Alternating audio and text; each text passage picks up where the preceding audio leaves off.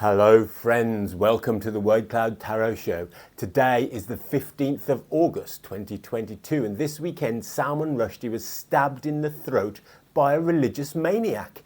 So I thought it'd be a good day to answer the question once and for all, which is the best religion? We're going to find out by doing a tarot reading. We're going to use my standard deck, which is the Word Cloud Tarot deck. As you can see, the meanings of the cards are written on the cards. So if you want to read the tarot, all you have to do is read English.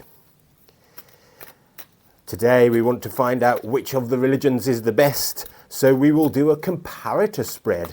A comparator spread has cards for the first significator, the second significator, the third and fourth significator. Also 4 different assessment cards, and finally one telling us which is actually the best. So let's see what's going on.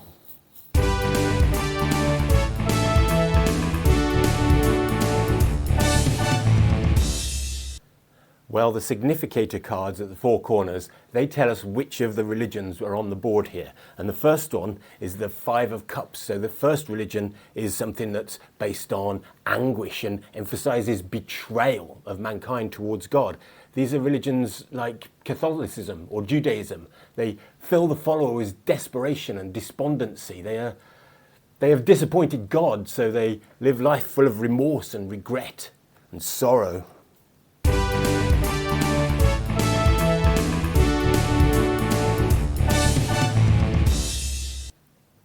The second significator here, we have religions that emphasize consciousness and enlightenment. The Priestess, she represents Buddhism perhaps, or meditation, or tarot.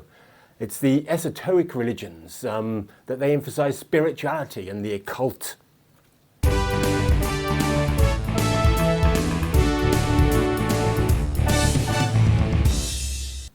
The third significator we have here, the 12 of Trumps, is the Hanged Man. So that represents religions that demand capitulation and surrender, submission.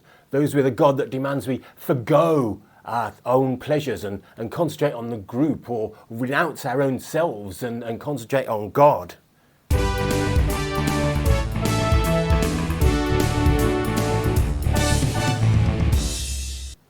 The final one of the significators, the final religion on the board, is the Eight of Pentacles, which is known as prudence. These are religions concentrating on argument and rationality, on education and maths and learning. Things like perhaps Protestantism or humanism or atheism.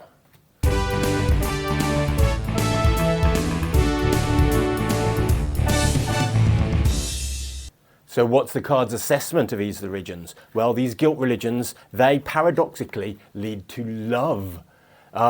They have their obvious downsides, of course, living a life of gloom and disappointment and despair, but because people bond under stress and disaster brings out community, paradoxically, the lovers can lead from these types of religions. We can get affection for God and a sense of companionship and camaraderie of the group. It can increase the faith of it and harmony of the people and their gratitude, knowing that they're all a part of a group that has offended God and must together suffer his wrath.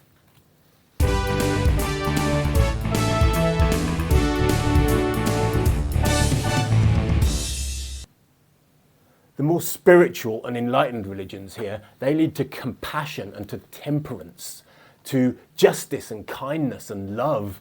To meditate and understand the oneness of all things breeds a restraint and a patience that leads to peace and to tranquility.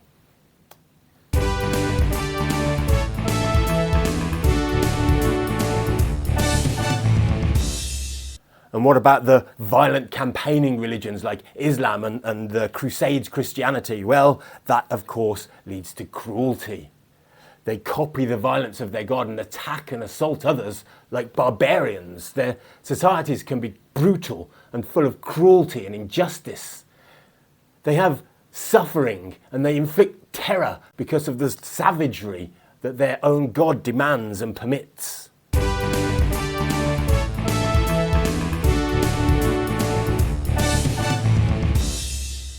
And where does the logic and prudent of the Protestant and atheist religions lead? Well, that leads to indolence. Without any God, people can become alienated from their fellow man. They may become callous. They may become complacent and disappointed and disheartened and gloomy.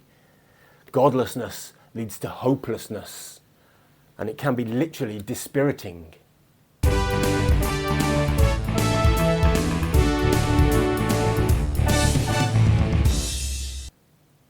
And so, what is the best religion? Well, of course, the best religion is a truce, the Four of Swords, a stalemate between the religions, an agreement to live and let live, and to have a ceasefire between the religions, and to let those out-group people do as they will. The best religion is a stalemate, an acceptance that at best, almost all religions are made up nonsense.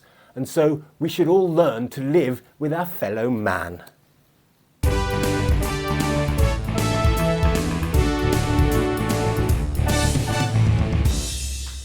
In summary then, the guilt-based religions such as Catholicism and Judaism, they can lead to lots of anguish and disappointment and despair, but they can paradoxically increase the love and warmth and the gratitude of the community. Whereas the more esoteric religions like Buddhism, they do increase learning and faith, and through that they can increase temperance, where we increase love and kindness through a compassion and empathy. The rage-based religions, of course, like the Muslims and the crusading Christians, they lead to a society filled with cruelty and brutality, like the God that they're based on.